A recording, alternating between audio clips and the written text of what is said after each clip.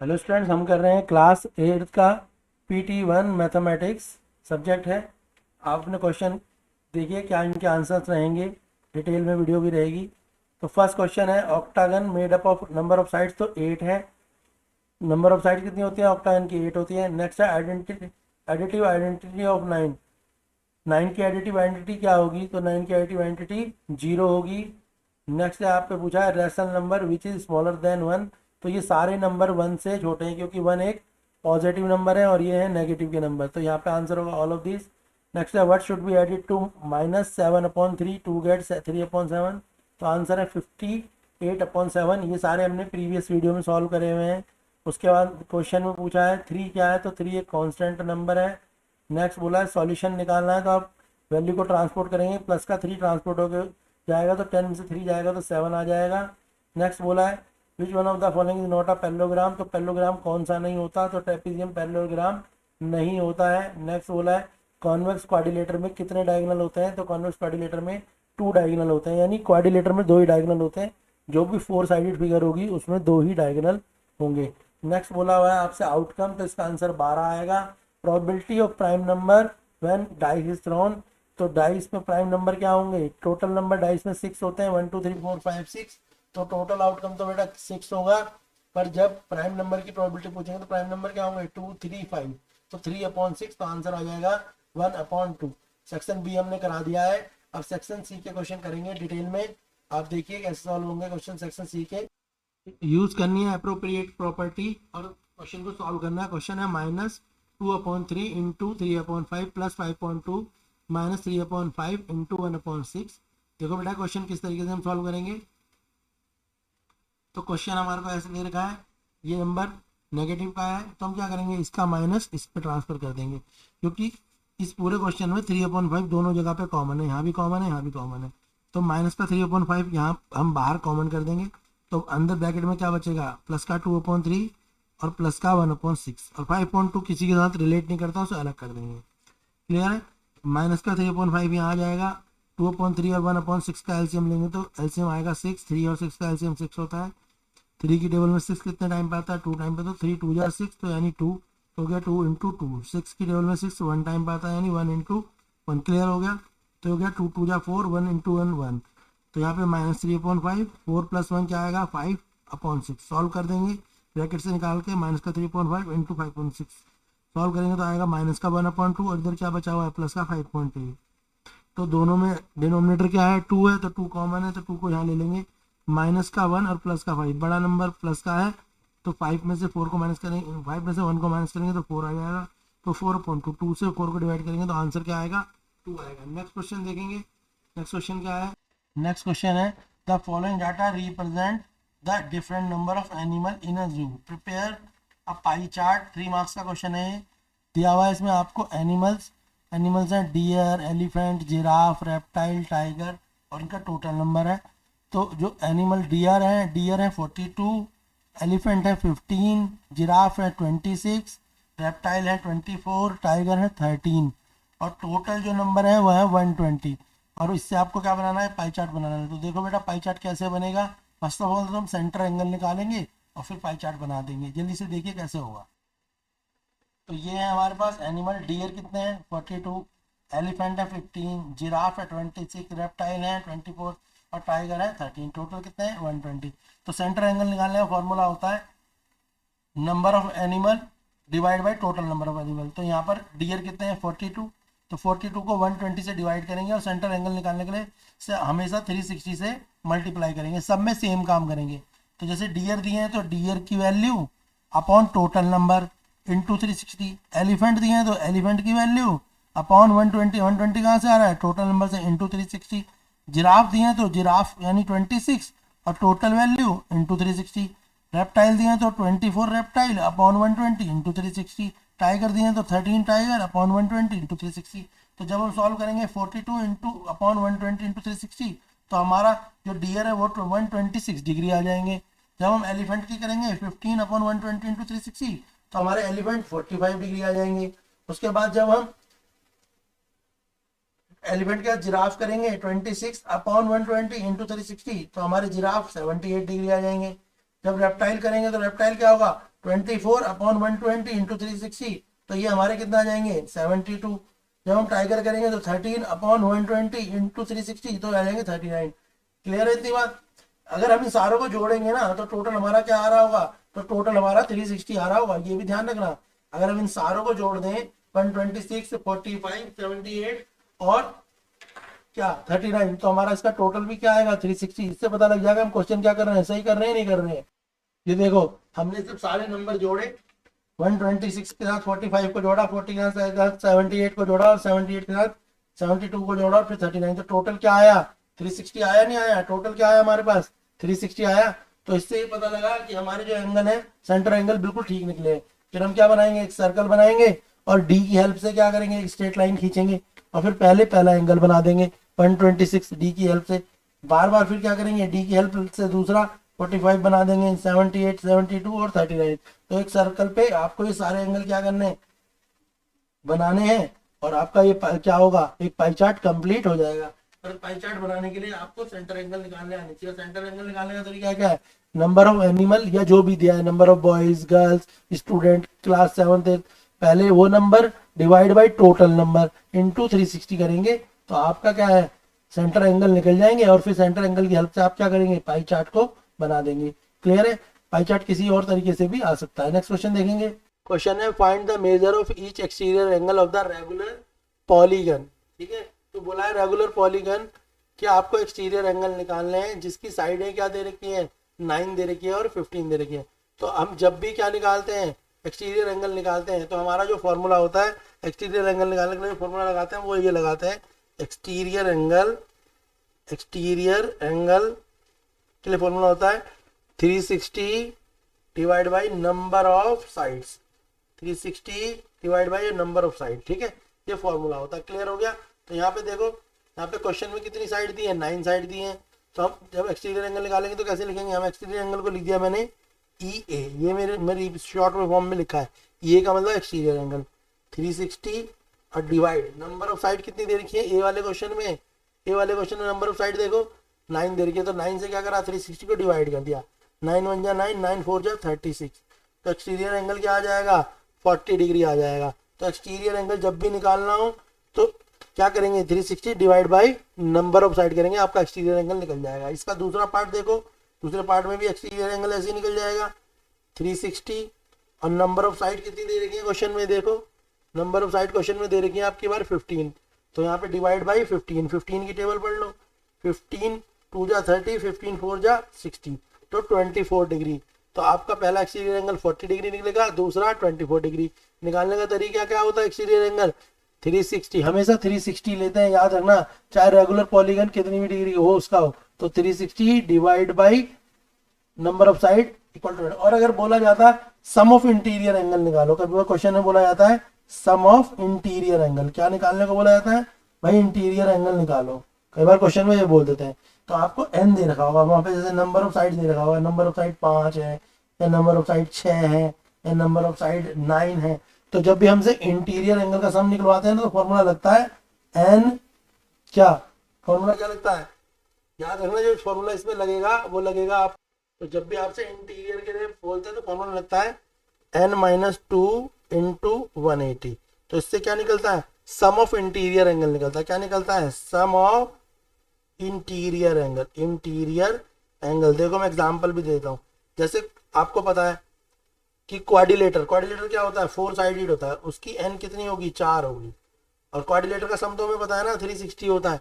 तो अगर फॉर्मूले पे लगाते हैं एन की जगह लाएंगे 4 माइनस 2 इंटू 180, तो 4 में से 2 गया तो क्या आया 2 इंटू 180, तो क्या आ गया 360 आ गया, नहीं आ गया। तो इंटीरियर एंगल का सम क्या आया 360। कोई और देख लो, पेंटागन है, पेंटागन की एन कितनी होती है 5 साइड होती है, है ना। अब पेंटागन का फॉर्मूला तो यहाँ लगा दो, एन की जगह 5 माइनस 2 इंटू 180, तो ये क्या है इंटीरियर एंगल निकालने के लिए 5 में से 3 गया, 2 गया तो आया 3 इंटू 18। तो पेंटागन का जो है इंटीरियर एंगल का सम कितना होगा 540 डिग्री होगा, याद रखना। तो ये किसके लिए है, ये इंटीरियर एंगल के लिए। एक्सटीरियर हमेशा 360 होता है और इंटीरियर क्या हो सकता है, it can be change according to the sides, side पे डिपेंड करता है interior angle. If sides are more then interior angle the value of interior angle will be greater हो जाएगी, वैल्यू क्या हो जाएगी, ग्रेटर हो जाएगी। क्लियर है। नेक्स्ट देखेंगे क्वेश्चन नंबर 17 है when a die is thrown list the outcome of an event of the number. तो देखिए बोला है कोई एक डाई को हमने फेंका तो आप बताओ उसके आउटकम क्या होंगे। ठीक है, आउटकम ऑफ द इवेंट होंगे, प्राइम नंबर में पूछा है कि क्या होंगे। तो ठीक है, तो प्राइम नंबर पे देखो क्या होंगे। तो बेटा प्राइम नंबर पे देख लो, तो हमारे को पता है ना डाइस में टोटल नंबर कितने होते हैं, डाइस में टोटल नंबर 6 होते हैं, मगर अगर प्राइम नंबर डाइस में नंबर होते हैं 1 2 3 4 5 और 6, पर अगर हमसे बोला जाए उसके प्राइम नंबर का आउटकम, तो प्राइम नंबर का आउटकम क्या होगा, वो होंगे 2 3 और 5। तो प्राइम नंबर का आउटकम में आंसर लिख देंगे हम 2 3 और 5। क्या लिखेंगे 2 3 5। क्लियर हो गया। इसका नंबर इज ग्रेटर देन 5, 5 से बड़ा नंबर कौन सा होगा, तो तुम्हें पता ही है बेटा 5 से बड़ा नंबर कौन सा है, तो ऑप्शन 2 में जो क्वेश्चन 2 का आंसर हो जाएगा वो हो जाएगा 6।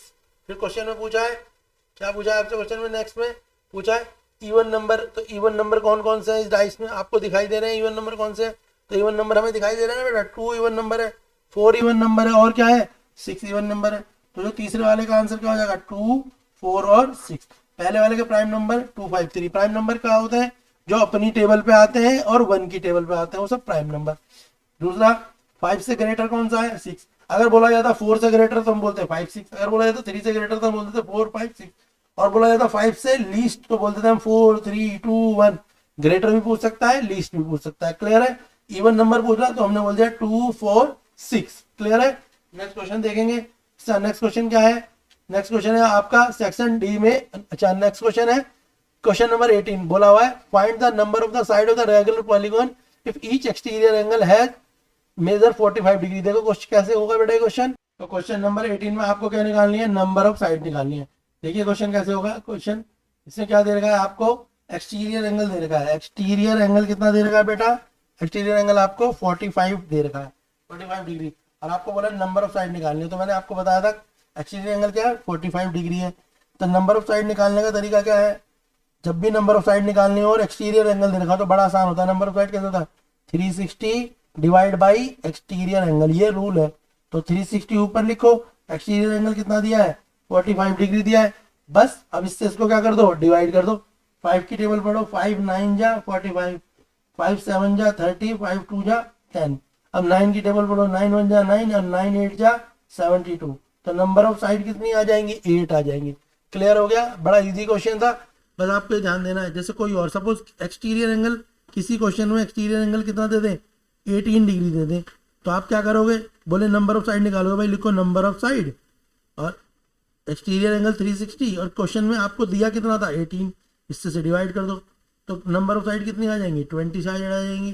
कुछ और भी हो सकता है, बस आपको ये देखना है एक्सटीरियर एंगल क्या दिया। एक्सटीरियर एंगल आपको 36 दे दिया, तो क्या करोगे, नंबर ऑफ साइड निकालने को बोला तो यही काम करो, 360 डिवाइड बाई 36, क्या आ गई 10 साइड्स आ गई। क्लियर है ना। तो कोई बहुत बड़ा काम नहीं है, इजी है क्वेश्चन। बस आपको ये ध्यान देना है कि एक्सटीरियर एंगल जब भी दे रखा हो और साइड निकलवाए तो याद रखना है 360 डिवाइड बाई एक्सटीरियर एंगल जो क्वेश्चन में गिवन होता है। क्वेश्चन नंबर 19 है सेक्शन डी का। क्वेश्चन में बोला हुआ है आपको water is a basic necessity of life, it is in recent year people are facing the severe water shortage due to the various factor. ठीक है, तो हमें पता ही है वाटर तो लाइफ के लिए जरूरी है, और जो लोग हैं परेशान है किससे, वाटर की प्रॉब्लम से। Student of class 8 observe usage pattern of the water at his home. जो स्टूडेंट है क्लास 8 के, उन्होंने देखा कि हम अपने घर पे पानी को किस तरीके से यूज करते हैं। On normal day daily supply water कितनी है 1200 लीटर है, all of it was used up. और जो 1200 लीटर पानी आता है नॉर्मल दिन में, हम उसे सारा का सारा यूज कर जाते हैं। इन समर गर्मियों में water board of the city decrease the amount of supply and daily it only 1000 litre पर हाउस होल्ड। वैसे समय में तो 1200 लीटर पानी देती है गवर्नमेंट, मगर गर्मियों में पानी की क्वांटिटी कम हो जाती है और पानी 1200 की जगह 1000 लीटर मिलता है। He realise that the only way to solve water crisis to manage water is available at a supply of water will be limited. तो उन्होंने डिसाइड करा कि ये प्रॉब्लम को हम जब भी सॉल्व कर सकते हैं जब हम वाटर की सप्लाई के साथ जो वाटर हम यूज़ करते हैं उसे अच्छे से मैनेज कर पाए। ही मेड अ स्टडी, उसने पढ़ाई करी वाटर मैनेजमेंट के ऊपर कई पर्पज से in his house and came out with the following data. और एक डेटा निकाला then he would analyse how to save और minimise the wastage of water. और उसको बाद उसने जो एनालाइज करा, उस एनालाइज करके उसने सोचा कि किस तरीके से वाटर को बचाया जा सकता है, सेव करा जा सकता है। तो उसने जो डाटा था कुछ ऐसा था, लीक तो 12% वाटर हो रहा था, और क्लोथिंग में जो वाटर यूज हो रहा था वो 17% हो रहा था, बाकी 19% अलग हो रहा था, नहाने में 20% हो रहा था, टॉयलेट में 24% था, और अदर यूजेस में 8% जो है वाटर यूज हो रहा था। अब क्वेश्चन देखते हैं। तो क्वेश्चन क्या है? क्वेश्चन है पहला, for which purpose of Shrihari family, Shrihari family is using up maximum water among the data given. किस चीज में सबसे ज्यादा पानी जो है वो यूज कर रही थी? तो सबसे ज्यादा पानी जो वो यूज कर रहे थे वो टॉयलेट में यूज कर रहे थे। कितना पानी यूज कर रहे थे टॉयलेट में? लिखा आ रहा है देखो क्वेश्चन में, टॉयलेट में 24% वाटर यूज हो रहा है, इसलिए रेड, यहाँ पे रेड मार्क करा हुआ है। क्या करा हुआ है? रेड मार्क करके लिखा हुआ है 24%। ठीक है, रेड भी इसीलिए करा है कि बच्चों को एकदम से समझ आ जाए। तो कितना वाटर यूज हो रहा था? 24% टॉयलेट में यूज हो रहा था वाटर। तो पहले का ऑप्शन क्या हो जाएगा? ऑप्शन सी, टॉयलेट। नेक्स्ट है, Shrihari found that 12% of water was getting leak through the different taps of normal day. उसने देखा कि 12% वाटर जो है लीक हो रहा है अलग अलग, ठीक है, टैप से नॉर्मल डे में, bye fixing the leakage of tap. अब उसने क्या करा, जो लीकेज हो रही थी पानी की टूटियों को, उसको बचा लिया। अब बताओ उसने कितना पानी सेव कर दिया। तो देखो बेटा क्वेश्चन कैसे होगा कि उसने वाटर कितना सेव करा, तो हम इसे कैसे निकालेंगे? तो उसने जो टैप को ठीक करा और उससे जो वाटर सेव करा वो कितना करा है? 12% सेव करा है, यही बोला है ना। तो देखो नॉर्मल डे में वाटर कितना आ रहा है? 1200 लीटर आ रहा है, और 1200 लीटर का उसने 12% वाटर क्या कर दिया? सेव कर दिया। तो 1200 इंटू 12 अपॉन 100, 12% का मतलब क्या होगा? 12/100। भाई 12%, अगर बोला जाए 10%, तो 10 का मतलब होता है 10/100। तो 12 का मतलब 12/100, 15 बोला जाता, 15% तो यानी 15/100। जब भी परसेंटेज दी जाती है इसका मतलब क्या है? नंबर अपॉन 100 है ना। तो 12% का मतलब 12/100 यानी 1 0 से 0 काट दी, तो बचा क्या? 12 इंटू 12, तो 12 से 12 की मल्टीप्लाई करी तो क्या है? 144 लीटर। तो उन्होंने कितना वाटर सेव कर दिया भाई? तो जो उसने वाटर सेव करा टूटियों को सही करके, जो अपनी टैप्स की लीकेज थे उसको सही करके, कितना वाटर सेव कर दिया? तो 140 लीटर, 144 लीटर वाटर को क्या करा? सेव करा। तो ऑप्शन 2 जो है सही होगा, ऑप्शन 1 सही होगा क्वेश्चन नंबर 2 का, जो पार्ट 2 है। नेक्स्ट क्या है? During the summer when the water supply is reduced to only 1000 liter per day, what is the volume of water his family need to shower? अब बोला है गर्मियों में जब पानी की कमी हो जाए कि तो अब वो कैसे मैनेज करेंगे और क्या उसका वॉल्यूम होगा। तो देखो बेटा कैसे होगा ये। तो क्वेश्चन में क्या बोला हुआ है? तो 1000 लीटर पे 20% जो क्या करेंगे वो सेव कर रहे हैं। तो देखिए अब कितना दिया है यहाँ पे? 1000 बताया ना। तो समर्स में कितना पानी कम हो जाता है? तो समर में नॉर्मल सप्लाई कितनी है? समर में नॉर्मल सप्लाई कितनी है? 1000 लीटर है, यही है ना। समर पे कितनी बोली थी क्वेश्चन में? 1000 लीटर है। और वो क्या कर रहा है? 20% से सेव कर रहा है। तो क्या आ जाएगा? 1000 का 20% जो सेव कर रहा है, तो 20/100। तो कितना पानी को सेव कर लेंगे? तो वो 200 लीटर वाटर सेव कर लेंगे।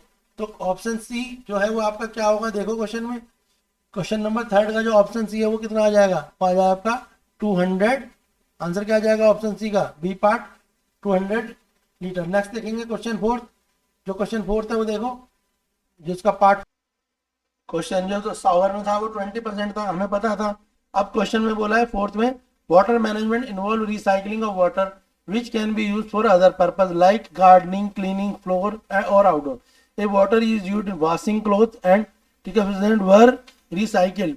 तो अगर हमने वॉशिंग क्लोथ का और फ्लूसेंट का वाटर क्या करा? रिसाइकल कर लिया, तो हमने कितना वाटर बचाया? वॉशिंग क्लोथ में कितना वाटर लग रहा है?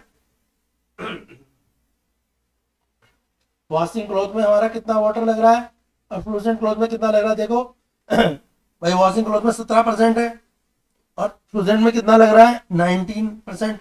तो 17 + 19, 17 + 19, हम कितना वाटर बचा सकते हैं? 36% वाटर बचा सकते हैं। कितना वाटर बचा सकते हैं? 36% वाटर बचा सकते हैं, नहीं बचा सकते? तो देखो अब नॉर्मल डे पे हमारा कितना वाटर मिल रहा है हमें, जब गर्मियों का टाइम आ रहा है, तो 1000 लीटर। 1000 लीटर का हम 36% क्या कर सकते हैं? रिसाइकिल करके बचा सकते हैं। तो 0 से 0 काटो 0, तो हम कितना वाटर बचा लेंगे? अगर हम वॉशिंग क्लॉथ और फ्रूट का वाटर को रिसाइकल करें तो 360 लीटर हम वाटर क्या कर सकते हैं, बचा सकते हैं। क्लियर है? तो पता लगा आपका 360 कैसे आया। तो यहाँ पे जो क्वेश्चन में आपको ये दे रखा है ना, क्या पाई चार्ट, इसकी हेल्प से आपको क्या देखनी है, परसेंटेज देखनी है। देखो यहाँ पे जो परसेंटेज दे रखी है वो देखनी है। जैसे 100 पे हमारे को पानी दिया था 20%, तो हमें पता है गर्मियों में 1000 लीटर था, 1000 लीटर का हम 20% निकाल लेंगे। उसके बाद जो रिसाइकलिंग कर रहा है वॉशिंग क्लॉथ इसकी, तो इन दोनों को ऐड करा और 1000 से निकाल लिया। क्लियर है? इस तरीके से हम क्या करेंगे और उसके बाद परसेंटेज में रख के क्वेश्चन को सॉल्व कर देंगे। तो इसका आंसर क्या आ जाएगा, 360 लीटर। आंसर क्या आ जाएगा इसका, 360 लीटर। क्लियर है बेटा? नेक्स्ट क्वेश्चन देखेंगे। नेक्स्ट क्वेश्चन जो हमारा है वो है क्वेश्चन नंबर 20 की study the double bar graph given below and answer the following. तो यहाँ पे क्लास 7 और क्लास 8 के स्टूडेंट दे रखे हैं। हॉकी, फुटबॉल, क्रिकेट, टेनिस और बैडमिंटन 5 टाइप के स्पोर्ट्स हैं जो क्लास 7 और क्लास 8 के बच्चे खेलते हैं। फर्स्ट क्वेश्चन बोला है how many students are there in class 7। तो क्लास 7 के में कितने स्टूडेंट हैं, तो क्लास 7 के स्टूडेंटों को आप टोटल कर लो। तो क्वेश्चन में पूछा हुआ है आपसे, फर्स्ट क्वेश्चन में how many students are there in class 7। तो 7th क्लास में कितने स्टूडेंट है, तो ये रहा 7th क्लास है बेटा। तो 7th क्लास के स्टूडेंट देखो, जो हॉकी है हॉकी में 8 है, यहाँ स्केल से लाइन खींच लेना, थोड़ा सा गलत है। तो हॉकी में स्टूडेंट कितने हैं, 8 है। उसके बाद फुटबॉल, फुटबॉल में आपके स्टूडेंट कितने हैं, 16 है। उसके बाद आपके क्रिकेट, क्रिकेट में स्टूडेंट कितने हैं, 18। उसके बाद टेनिस, टेनिस में स्टूडेंट कितने हैं, 10। और लास्ट में बैडमिंटन में क्लास 7 के स्टूडेंट कितने हैं, 14 है। तो आप इनका टोटल कर लो। तो देखो जब टोटल करोगे तो क्या आएगा, तो जब आप क्या टोटल करोगे 10, 14, 16, 8 और 18, तो टोटल आ जाएगा 66। तो इसका आंसर क्या आ जाएगा, 66। तो फर्स्ट वाले का आंसर क्या आएगा, 66। तो क्लास 7 में कितने स्टूडेंट हैं, 66 स्टूडेंट है। क्लियर हो गया? Next question. नेक्स्ट में पूछा आपसे for which sports, question number 2, for which sports is the number of student of class 7 less than the student of class 8। तो क्लास 7 में कौन से स्पोर्ट्स के बच्चे कम है क्लास 8 की तुलना में। तो क्रिकेट में जो है क्लास 7 के बच्चे कम है, क्लास 8 के बच्चे ज़्यादा है। बाकी सारे स्पोर्ट्स में क्लास 7 के बच्चे ज़्यादा है और क्लास 8 के, ठीक है, बच्चे कम है। मगर क्रिकेट में क्लास 7 में कम बच्चे हैं और क्लास 8 में ज़्यादा बच्चे हैं। थर्ड क्वेश्चन है which sports is likely to most by the class 8 student. Class 8 के बच्चे कौन से स्पोर्ट्स को ज़्यादा पसंद करते हैं। जिस स्पोर्ट्स में ज़्यादा बच्चे हैं वो क्रिकेट है, तो क्रिकेट में ही तो क्लास 8 के बच्चे ज़्यादा है, तो 8th क्लास के बच्चे क्रिकेट में ज़्यादा है, यानी वो क्रिकेट को पसंद करते हैं। तो क्वेश्चन 3rd का आंसर भी क्रिकेट है, क्वेश्चन 2nd का आंसर भी क्रिकेट है। Question 4th find the ratio of the student like badminton in class 7th student and like tennis in class 8th student. तो देखो बैडमिंटन खेलने वाले कितने स्टूडेंट हैं, जो बैडमिंटन खेलते हैं क्लास 7th के, तो भाई क्लास 7th के बैडमिंटन खेलने वाले स्टूडेंट है 14। और जो टेनिस खेलते हैं क्लास 8th के, वो कितने स्टूडेंट है, वो है जो क्लास 8th के स्टूडेंट टेनिस खेलते हैं। तो ये रहे ना टेनिस वाले, टेनिस खेलने वाले स्टूडेंट है 8। तो रेशियो हो जाएगा 14/8। सॉल्व कैसे करेंगे इसको देख लो जरा। तो क्वेश्चन में पूछा हुआ आपसे कि बैडमिंटन क्लास 7 और टेनिस क्लास 8 का रेशियो पूछा हुआ है क्वेश्चन में। तो देख लो यहाँ पे मैंने बैडमिंटन और जो टेनिस है उनको जो है मैंने ये आपके आगे लाइनें ड्रॉ करके बता दिया है। तो देखो जब हम लाइन ड्रॉ कर दिए तो बैडमिंटन क्लास 7 में कितने हैं 14, टेनिस क्लास 8 में कितने हैं 8। अब इनकी लोएस्ट फॉर्म कर दो 2 से, तो 2 7 जा 14, 2 8 जा 2 4 जा 8। अब ये इसके आगे तो नहीं कट सकता ना, क्योंकि 7 और 4 किसी और टेबल में नहीं है। तो जो 4th पार्ट है उसका आंसर क्या आ जाएगा 7/4। क्या आ जाएगा 7/4 या 7/4।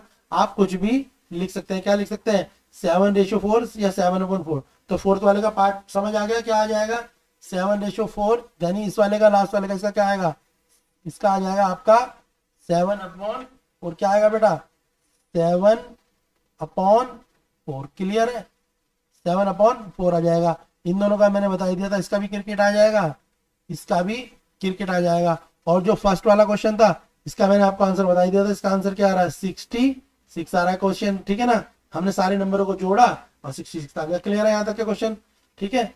आधी वीडियो आपको इसके दोनों पार्टों में आपको कंप्लीट वीडियोस है, आप अपना प्रिपरेशन अच्छे से कर सकते हैं। क्लास 8 की और वीडियोस के लिए चैनल को लाइक और शेयर और सब्सक्राइब करें।